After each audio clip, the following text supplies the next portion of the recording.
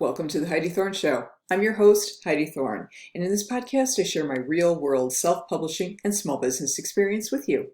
Before we get started, I'd like to remind you to subscribe, like, comment, and share this with your friends on social media. Now let's get started with today's show.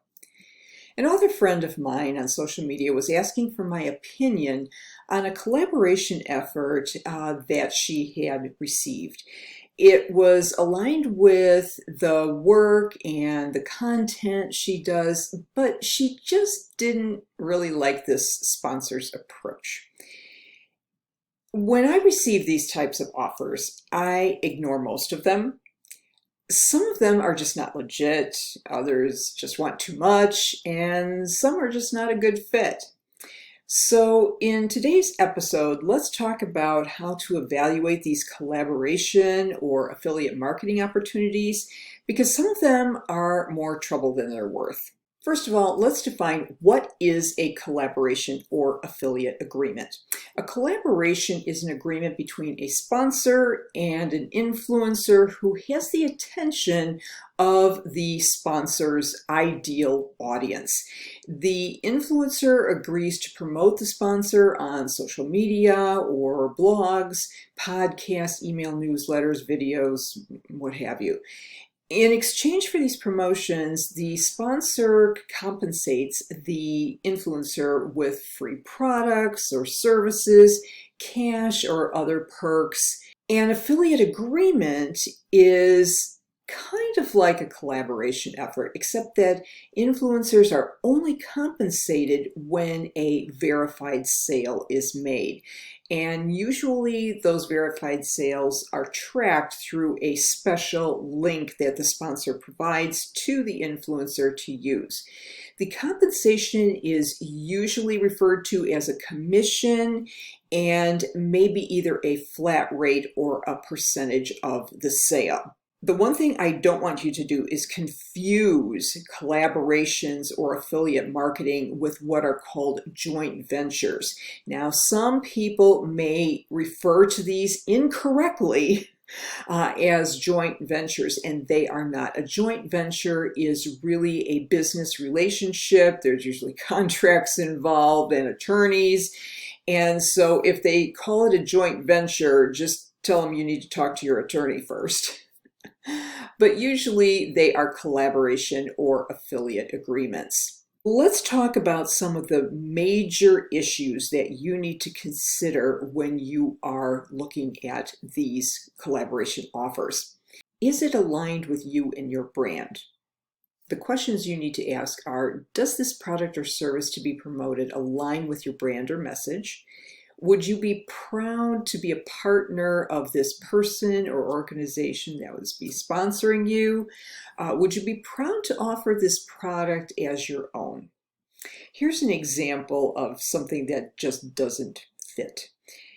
I was approached on Instagram by a fashion brand, and they did leggings, and they wanted to know if I'd be interested in collaborating. Now, if you've looked at my Instagram account, you know that I just do headshot photos and videos of me talking about self-publishing and business, some posts about my silly dogs, but generally it's about self-publishing and business. And what would make them think that that would make me interested in showing off leggings? I also don't currently wear them. So this was a completely misaligned offer. It didn't align with my brand and my messaging. The next group of questions deals with being authentic. Would you be willing to pay for the product if it wasn't offered to you for free as part of this deal? Do you currently use this product or something like it? And if not, are you willing to start using it?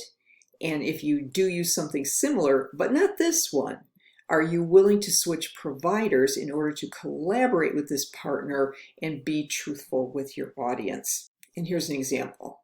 Because I'm an active reviewer on Amazon for books about communication and business, self-improvement, motivation, publishing, I get a number of offers to read new books and review them. and it's very, very rare that I accept any of those offers.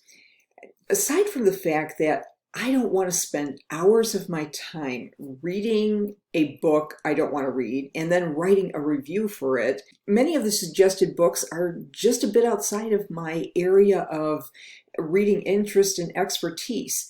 So I'm not going to read a book just because I got it for free. I concentrate on doing authentic reviews for books I've personally chosen and purchased. So what do you get and what do they want?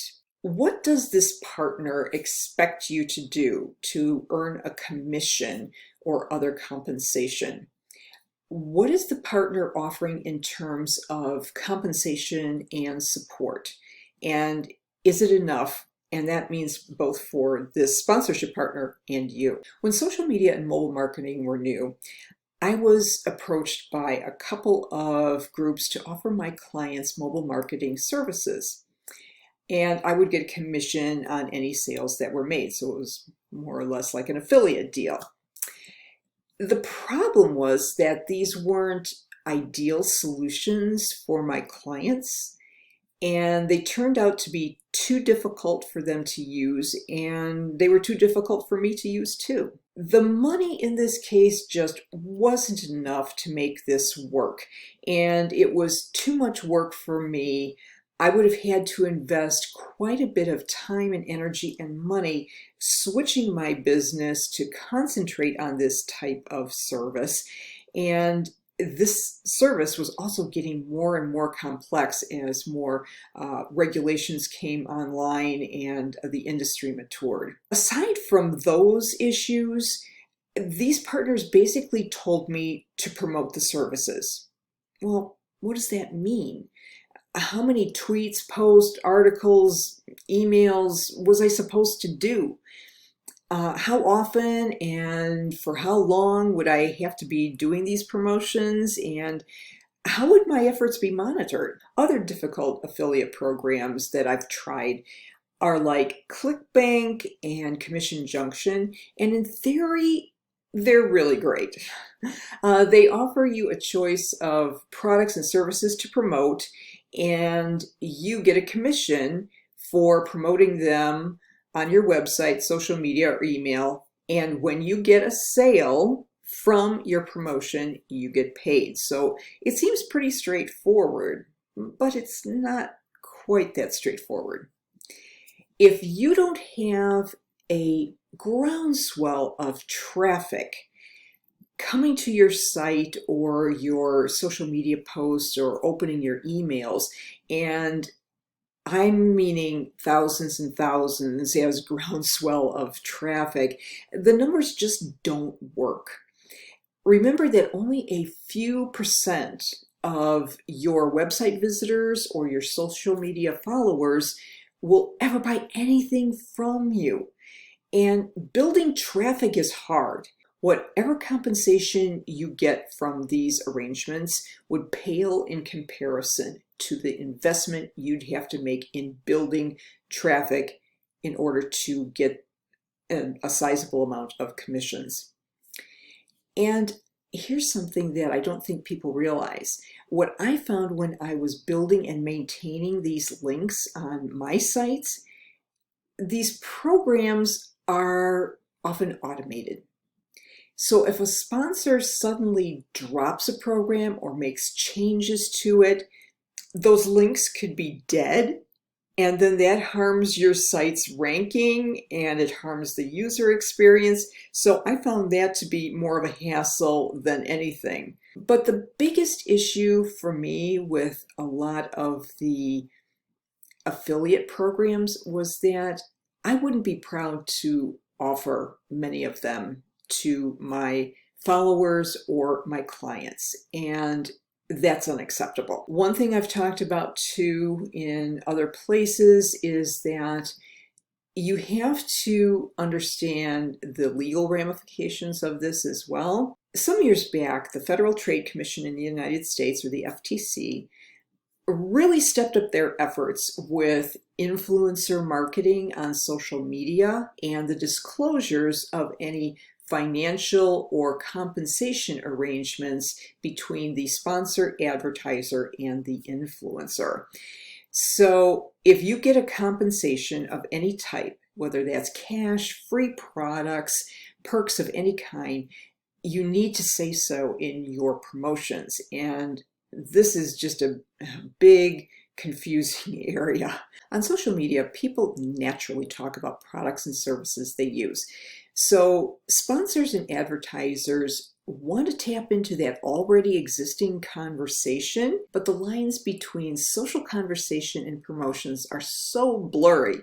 You can see why the FTC had to step in and really start stepping up monitoring of these claims and disclosures. If your collaboration or affiliate sponsor doesn't specify how to disclose your relationship with them, it is still your responsibility to disclose anyway.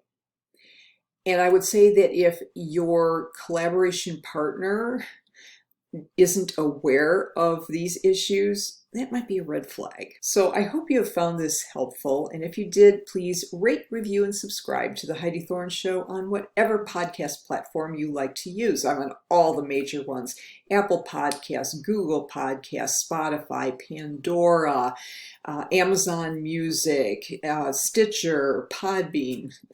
Probably anywhere you look in the podcast universe, you'll be able to find The Heidi Thorne Show. If you like the video better, you just have to subscribe to my Heidi Thorne YouTube channel and turn on the notification bell so you get an alert when a new video is up. If you would share either the audio podcast or the video with your friends on social media, I'd appreciate it. And if you'd like to check out my self-published books, they are available on Amazon, Audible, and Apple Books. All you have to do is search for my name, Heidi Thorne. My author page will come up and you'll see all the books listed there. If you'd like to connect with me, my website is very simply HeidiThorne.com. Thank you so much for listening and for your support. I'll look forward to talking with you again in the next episode, and in the meantime, have a great day.